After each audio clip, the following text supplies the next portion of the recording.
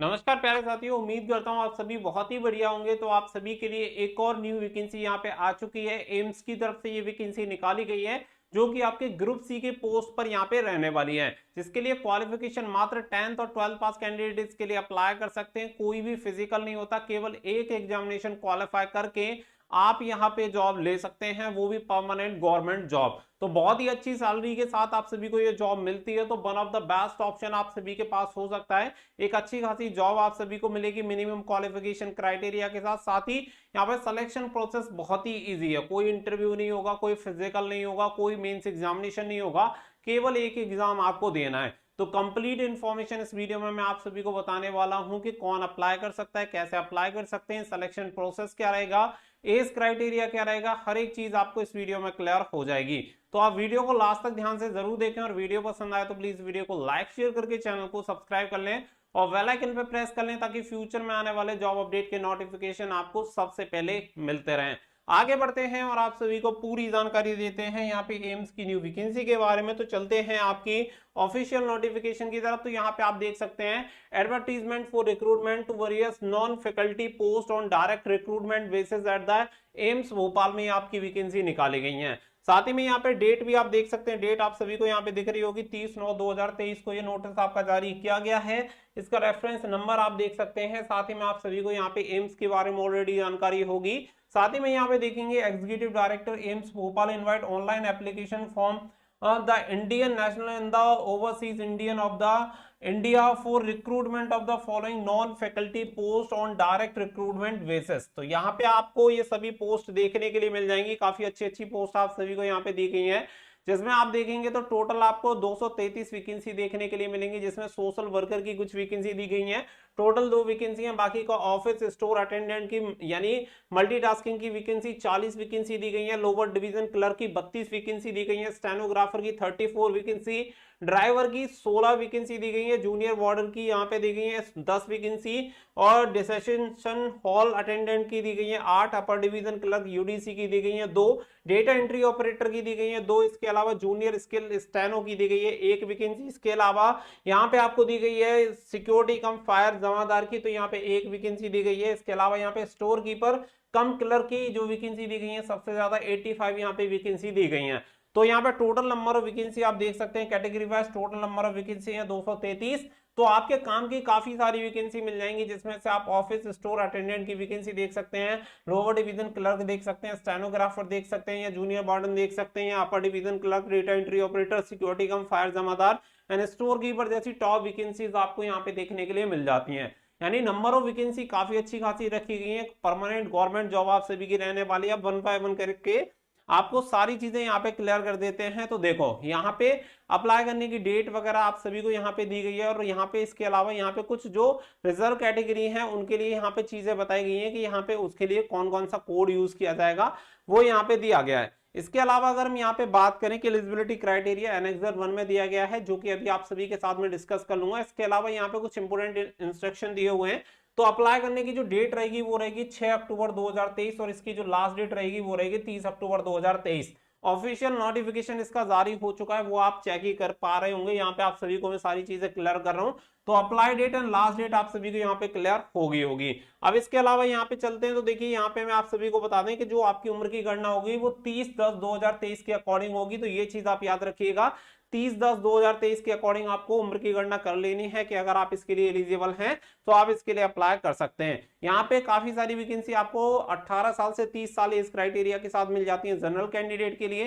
बाकी की कुछ और वैकेंसीज भी आपको देखने के लिए मिल जाती हैं। अब इसमें देखिए सिलेक्शन प्रोसेस में अगर हम बात करें, तो यहाँ पे जो सिलेक्शन प्रोसेस होता है वो कंप्यूटर बेस्ड टेस्ट आपका होता है, यानी सीबीटी एग्जामिनेशन होता है, जिसके बेसिस पे आपका यहाँ पे सिलेक्शन होता है, वन एंड ओनली। इसके अलावा कोई फिजिकल वगैरह आपका नहीं होता। बट अगर जैसे आप एलडीसी या स्टेनोग्राफर या यूडीसी के लिए जाते हैं, तो वहां पे आपका स्किल टेस्ट होता है। जैसे अगर आप स्टेनो के लिए जाते हैं तो स्टेनोग्राफी आपको देना होगा, और अगर एलडीसी यूडीसी के लिए जाते हैं तो टाइपिंग टेस्ट आपका वहां पे होता है। अब इसके अलावा यहाँ पे आपको डॉक्यूमेंट वेरिफिकेशन वगैरह देना होगा, वो सारी चीजें बताई हुई हैं।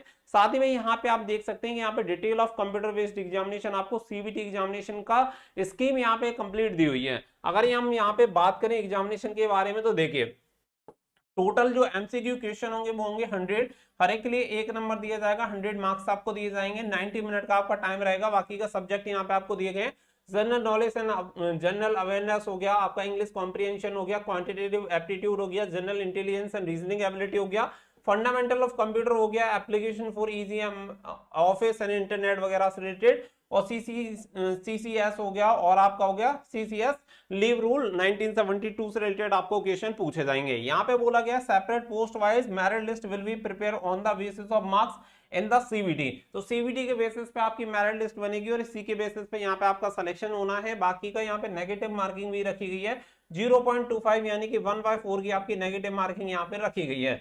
तो ये यहाँ पे सीबीटी एग्जामिनेशन जो कि वन एंड ओनली एक क्राइटेरिया है सीबीटी एग्जामिनेशन, वो आपका यहाँ पे क्लियर हो गया कि जो रिटन एग्जामिनेशन होता है उसका सिलेबस क्या है वो आपको मैंने यहाँ पे क्लियर कर दिया। अब यहाँ पे क्या है कि पोस्ट वाइज चीजों को समझ लेते हैं। बाकी का अगर आप जैसे मैंने ऑलरेडी बता दिया कि स्किल टेस्ट वगैरह होता है, तो स्किल टेस्ट जो भी अगर आप ऐसी पोस्ट के लिए अप्लाई कर रहे हैं जिसमें आपका स्किल टेस्ट है तो वो आप देख सकते हैं। यहाँ पे एज रिलैक्सेशन बताया गया, एससी एसटी 5 साल, ओबीसी को 3 साल की यहाँ पे छूट मिल जाती है। इसके अलावा यहाँ पे नीचे चलते हैं और आप सभी को इसकी पूरी qualification criteria post wise clear कर देते हैं। इसी के अलावा यहाँ पे आपको एप्लीकेशन फीस दी गई है, जनरल ओबीसी ईडब्ल्यूएस कैंडिडेट को 1200 रुपए, एससी एसटी एंड पीडब्ल्यूडी को यहाँ पे 600 रुपए फीस पे करनी होती है। और एम्स वगैरह में अगर आप देखेंगे तो हमेशा आपको फीस कुछ इस तरीके से हाई पेमेंट आपको पे करना पड़ता है, तो यहाँ पे फीस काफी ज्यादा होती है कंपैरेटिवली और एग्जाम के कंपैरेटिवली अगर आप देखेंगे तो। इसके अलावा आगे बढ़ते हैं और आगे यहाँ पे आप सभी को सारी चीजें क्लियर कर देते हैं। तो देखिए ये आपका यहाँ पे एलिजिबिलिटी क्राइटेरिया दिया हुआ है, जिसमें आप सबसे पहले देखेंगे तो सबसे पहली जो पोस्ट दे रखी है जिसमें केवल आपकी 2 वैकेंसी है, नेम ऑफ पोस्ट जिसमें सोशल वर्कर की वैकेंसी है, क्वालिफिकेशन 10+2 होना चाहिए, बट यहाँ पे 8 साल का एक्सपीरियंस आपके पास होना चाहिए एज ए सोशल वर्कर। 18 से 35 साल एज क्राइटेरिया है, तो आप इसके लिए अप्लाई कर सकते हैं, केवल 2 वैकेंसी है। इसके अलावा फिर यहाँ पे बात आती है यहाँ पे नेम ऑफ पोस्ट, तो यहाँ पे नेम ऑफ पोस्ट दे रखी है आपको ऑफिस स्टोर अटेंडेंट की यानी एमटीएस जैसी पोस्ट रहेगी, जिसमें काफी ठीक वैकेंसी है। क्वालिफिकेशन अगर बात करें तो 10th पास या फिर आपने आईटीआई कर रखा हो, दोनों में से कोई भी क्वालिफिकेशन हो आप इसके लिए अप्लाई कर सकते हैं। एज क्राइटेरिया 18 से 30 साल रहेगा, ओबीसी है तो 3 साल की छूट और एससी एसटी है तो 5 साल की छूट मिल जाती है। इसके अलावा यहाँ पे नेम ऑफ पोस्ट फिर आता है लोअर डिवीजन क्लर्क एलडीसी, जिसकी क्वालिफिकेशन 10+2 आपके पास होनी चाहिए। अगर आपने 12th पास कर रखी है तो आप इसके लिए अप्लाई कर सकते हैं। बाकी का यहाँ पे आपका स्किल टेस्ट होता है, स्किल टेस्ट अगर आप इंग्लिश में देते हैं तो 35 वर्ड पर मिनट और हिंदी में देते हैं तो 30 वर्ड पर मिनट आपकी यहाँ पे स्पीड होनी चाहिए। बाकी डिजायरेबल यहाँ पे कंप्यूटर की नॉलेज आपको होनी चाहिए और एज क्राइटेरिया आपका 18 से 30 साल यहाँ पे होता है। एससी एसटी के अकॉर्डिंग एज रिलैक्सेशन यहाँ पे मिल जाता है। जनरल क्राइटेरिया मैंने आपको 18 से 30 साल यहाँ पे क्लियर कर दिया है। बाकी का स्टेनोग्राफर के लिए अगर आप अप्लाई करते हैं तो स्टेनोग्राफर के लिए क्वालिफिकेशन 12 पास यहाँ पे रखी गई है, बट आपको स्टेनोग्राफी का यहाँ पे टेस्ट देना होगा। एज क्राइटेरिया आपका 18 से 27 साल यहाँ पे रखा गया है। इसके अलावा अगर यहाँ पे बात करें ड्राइवर की ऑर्डिनरी ग्रेड में तो यहाँ पे एसेंशियल क्वालिफिकेशन आपकी रखी गई है 10th पास, बट आपके पास एलएमबी और एचएमबी कॉमर्शियल लाइसेंस यहाँ पे होना चाहिए, 2 साल का एक्सपीरियंस आपके पास होना चाहिए। एज क्राइटेरिया 18 से 27 साल है और जैसे कि मैंने आपको बताया कि आपकी एज क्राइटेरिया 30 अक्टूबर 2023 के अकॉर्डिंग की जाएगी, गणना की जाएगी, तो वो आपको याद रखना है। इसके अलावा फिर जूनियर वार्डन की बात आ जाती है, हाउसकीपर, तो इसमें क्वालिफिकेशन आप ग्रेजुएट होनी चाहिए किसी भी यूनिवर्सिटी से, 2 ईयर का एक्सपीरियंस आपके पास होना चाहिए और यहाँ पे एज क्राइटेरिया आपका होना चाहिए 30 से 45 साल, 30 से कम नहीं होना चाहिए और 45 से ज्यादा नहीं होना चाहिए, ये आप सभी को दिया गया। इसके अलावा यहाँ पे डाइसेशन हॉल अटेंडेंट की अगर हम बात करें तो क्वालिफिकेशन एसेंशियल दी गई है 10+2 यहाँ पे होना चाहिए, साथ ही में 1 ईयर का एक्सपीरियंस आपके पास होना चाहिए कंसर्न डिपार्टमेंट में, तो आप इसके लिए अप्लाई कर सकते हैं। या फिर अगर आपके पास 10th पास कर रखा है और आपके पास यहाँ पे 3 ईयर का एक्सपीरियंस है तो भी आप इसके लिए अप्लाई कर सकते हैं।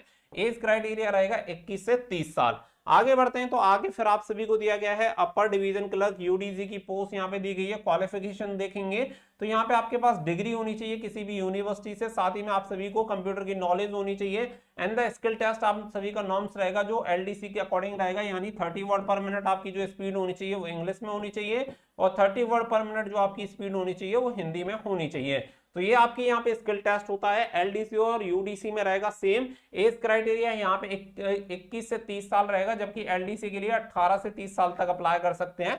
तो यहाँ पे एज क्राइटेरिया रहेगा कम से कम 21 साल होनी चाहिए, एलडीसी के लिए अप्लाई आप 18 से कर सकते हैं। फिर आता है डेटा एंट्री ऑपरेटर ग्रेड 1 का, तो यहाँ पे क्वालिफिकेशन होनी चाहिए 10+2 यानी 12th पास आप होने चाहिए। साथ ही में यहाँ पे आपकी स्पीड भी होनी चाहिए जिसमें आपकी 8000 की डिप्रेशन पर आवर आपकी आनी चाहिए। डेटा एंट्री वर्क आपको आना चाहिए। साथ ही में एज लिमिट जो होनी चाहिए वो 18 से 27 साल आपकी एज लिमिट यहाँ पे होनी चाहिए। फिर इसके अलावा जूनियर स्किल स्टेनो हिंदी की बात आती है तो 10+2 आपकी स्पीड होनी, सॉरी 10+2 आपकी क्वालिफिकेशन यहाँ पे होनी चाहिए। स्पीड जो आपको शॉर्ट हैंड आपको आना चाहिए 64 वर्ड पर मिनट आपकी होनी चाहिए। साथ ही में 21 से 30 साल अगर आपका एज क्राइटेरिया है तो आप इसके लिए अप्लाई कर सकते हैं। बाकी का सिक्योरिटी कम फायर के लिए यहाँ पे एसेंशियल क्वालिफिकेशन 10+2 यानी कि 12th पास आप होने चाहिए। बाकी का यहाँ पे हाइट क्राइटेरिया, चेस्ट क्राइटेरिया वगैरह भी यहाँ पे दिया गया, क्योंकि सिक्योरिटी कम फायर जो जमादार रहेगा इसके लिए यहाँ पे आपका पीएसटी भी होता है, यानी नाप तोल आपकी होती है कि आपकी जो लंबाई होनी चाहिए 167 सेंटीमीटर होनी चाहिए। और बाकी का यहाँ पे चेस्ट आपका 80 होना चाहिए, 5 सेंटीमीटर का फुलाव होना चाहिए। ये कैटेगरी वाइज आपको यहाँ पे दिया जाता है। एज आपकी 18 से 27 साल रहती है। फिर बात आती है स्टोर कीपर की, तो स्टोर कीपर के लिए आपका क्वालिफिकेशन होनी चाहिए ग्रेजुएट। अगर आप ग्रेजुएट हैं तो आप इसके लिए अप्लाई कर सकते हैं। साथ ही में 1 ईयर का एक्सपीरियंस आपके पास होना चाहिए हैंडलिंग स्टोर। अगर डिजायरेबल की बात करें तो अगर पोस्ट ग्रेजुएट डिग्री डिप्लोमा अगर आपके पास है मटेरियल मैनेजमेंट में तो और अच्छी बात है। और एज क्राइटेरिया आपका 18 से 30 साल रहेगा, यानी 30 साल तक आप इसके लिए अप्लाई कर सकते हैं। एससी या एसटी हैं तो 5 साल की छूट मिलती है, और अगर आप ओबीसी हैं तो आपको 3 साल की छूट मिल जाती है। इसके अकॉर्डिंग आप अप्लाई कर सकते हैं। तो ये क्या है, मैंने आप सभी को पोस्ट वाइज यहाँ पे सारी चीजें क्लियर कर दी है कि पोस्ट वाइज क्या रहेगा। बाकी का यहाँ पे इंडक्टिव सिलेबस ऑफ सीबीटी दिया गया है, यानी कि जो आपका ऑनलाइन एग्जामिनेशन होगा, सीबीटी एग्जामिनेशन होगा, उसका डिटेल सिलेबस यहाँ पे दिया गया है जो कि 100 मार्क्स का आपका रहेगा। अब इसमें अगर आप देखेंगे तो जैसे आपको बताया गया सब्जेक्ट 1 जो आपका रहेगा जनरल नॉलेज एंड अवेयरनेस, ये 25 क्वेश्चन रहेंगे, 25 मार्क्स आपको दिए जाएंगे। इसके अलावा यहाँ पे आपका इंग्लिश दिया गया कॉम्प्रिहेंशन, ये 10th लेवल का रहेगा, 10 मार्क्स यानी 10 क्वेश्चन दिए जाएंगे। क्वांटिटेटिव एप्टीट्यूड आपके 20 क्वेश्चन पूछे जाएंगे। जनरल इंटेलिजेंस के 25 क्वेश्चन पूछे जाएंगे, जिसमें आपके फंडामेंटल ऑफ कंप्यूटर एप्लीकेशन वगैरह, knowledge of CCS rules 1964 and 1972 leave rules के बारे में आपको जानकारी होनी चाहिए। ये सारी इंफॉर्मेशन आपको यहाँ पे दी गई है। तो पूरी डिटेल ऑलरेडी मैंने आप सभी के साथ शेयर कर दी है कि कैसे आप इसके लिए अप्लाई कर सकते हैं, क्वालिफिकेशन क्राइटेरिया वगैरह क्या है। सिलेक्शन प्रोसेस बहुत ईजी है कि केवल एक एग्जाम होता है, कोई मींस एग्जामिनेशन वगैरह नहीं है। एक एग्जाम अगर आप क्वालिफाई करते हैं, 100 मार्क्स का आपका पेपर है, उसी के बेसिस पे आपकी मेरिट लिस्ट बनेगी। अगर आप एलडीसी, यूडीसी, स्टेनोग्राफर वगैरह के लिए अप्लाई करते हैं तो आपको स्किल टेस्ट देना है, और अगर आप इसे क्वालिफाई कर लेते हैं तो नौकरी आपकी पक्की। तो इस तरीके से आप इसके लिए अप्लाई कर सकते हैं। मेल एंड फीमेल दोनों कैंडिडेट के लिए वैकेंसी निकाली हुई है, तो दोनों कैंडिडेट इसके लिए अप्लाई कर पाएंगे। 6 अक्टूबर से इसके ऑनलाइन एप्लीकेशन फॉर्म स्टार्ट हो जाएंगे, तो एम्स भोपाल की ऑफिशियल रिक्रूटमेंट वेबसाइट से जाके आप इसके लिए अप्लाई कर सकते हैं। आई होप वीडियो आपको जरूर पसंद आई होगी। प्लीज वीडियो को ज्यादा से ज्यादा शेयर कर दें ताकि सभी कैंडिडेट इसके लिए फॉर्म अप्लाई कर पाएं। मिलेंगे नेक्स्ट वीडियो में, फिलहाल के लिए बस इतना ही। So thank you for watching. जय हिंद, जय भारत।